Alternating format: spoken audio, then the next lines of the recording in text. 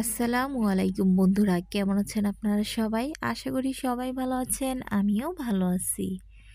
আজকে আমি আপনাদের মাঝে নতুন একটা রেসিপি নিয়ে হাজির হলাম। আশা করি আপনাদের অনেক অনেক ভালো লাগবে।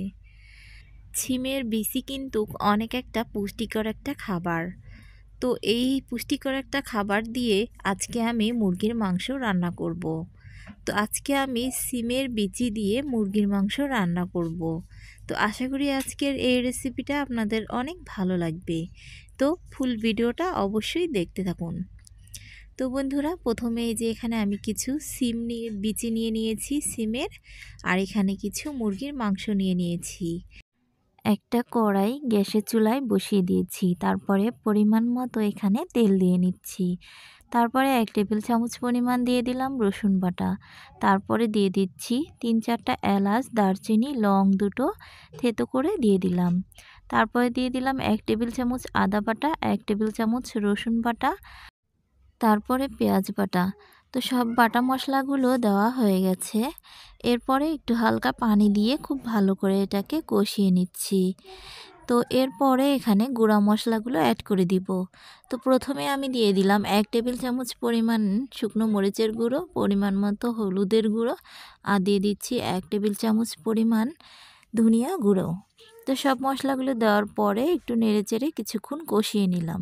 তো কিছুক্ষণ কষিয়ে নেওয়ার পরে এখানে আমি 2 থেকে 3টা টমেটো কুচি দিয়ে দিলাম। তো দিয়ে ভালো করে টমেটোটা সিদ্ধ করে কষিয়ে নিলাম। নেওয়ার পরে এখানে মাংস ধুয়ে পরিষ্কার করে রেখেছি, সেই মাংসটাও দিয়ে দিলাম।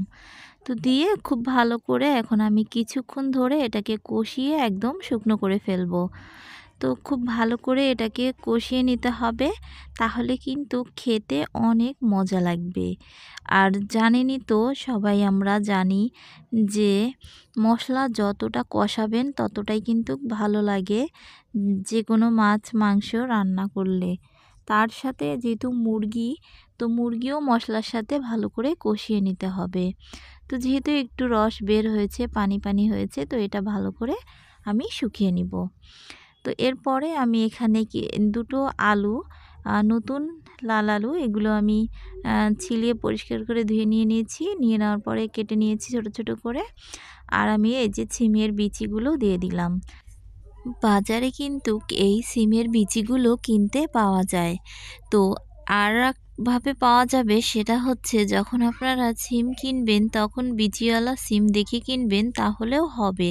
তো আমি কিন্তু এগুলো সিমের ভিতর থেকে বের করে নিয়েছি। তো এগুলো তো যেহেতু খুব বেশি পাকেনি, এটা একটু কাঁচা কাঁচা আছে, এজন্য আমি চোচাটা সহই দিয়ে দিয়েছি। তো আপনারা চাইলে চোচাটাও ছিলিয়ে দিতে পারেন। তো এখন আমার কষিয়ে নেওয়া হয়ে গেছে, দেখুন। এই কষানোটা কিন্তু খুব সুন্দর হয়েছে দেখতে, আর খেতেও খুব ভালো লাগবে। এভাবে করেও খেলে, আবার ঝোল করেও খেতে পারেন। তো এরপরে কষিয়ে নেওয়ার পরে এখানে আমি আবারও একটু পানি দিয়ে দিলাম। এক মগ, ছোটো মগের 1 মগ পরিমাণ মতো পানি দিয়ে, আইডিয়ার মতো দিয়ে দিলেই হবে। তো দিয়ে আমি এটাকে কষিয়ে নিচ্ছি আবারও।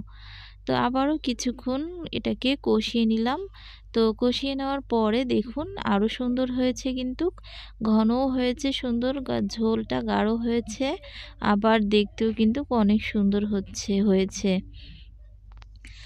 তো এখন আমি এটাকে আবারও একটু ঝোলের পানি দিয়ে দিব। আমি খুব বেশি ঝোল রাখবো না, হালকা ঝোল রাখবো। তো এখন আমি এখানে পানি দিয়ে দিলাম পরিমাণ মতো, আমি যতটুকু ঝোল রাখবো সেই অনুযায়ী। তো দিয়ে দেওয়ার পরে ভালো করে নেড়েচেড়ে দিয়ে দিচ্ছি।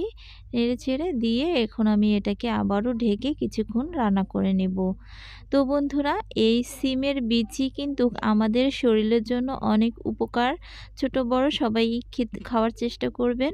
তো আজকের আমার এই সিমের বিচি দিয়ে মাংস রান্নাটা যদি আপনাদের কাছে ভালো লেগে থাকে, তাহলে অবশ্যই লাইক, কমেন্ট, শেয়ার করবেন।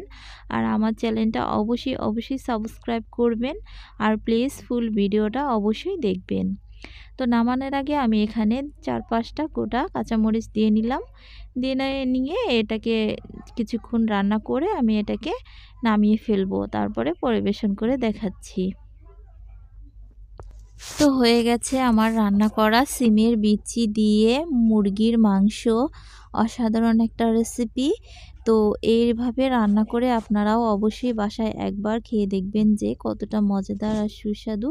আশা করি আপনাদের কাছে অনেক ভাল লাগবে। গরম ভাতের সাথে সিমের বিচি দিয়ে মুরগির মাংস রান্না করা একবার খেয়ে দেখবেন যে কতটা মজাদার আর সুস্বাদু। একবার খেলে আপনাদের অবশ্যই আরও একবার খেতে ইচ্ছা করবে। তো অবশ্যই ভিডিওটা দেখবেন আর অবশ্যই বাসায় বানিয়ে খেয়ে দেখবেন যে কতটা মজাদার। তো আজকের মতো এখানেই বিদায় নিচ্ছি। আল্লাহ হাফেজ। সবাই ভালো থাকবেন।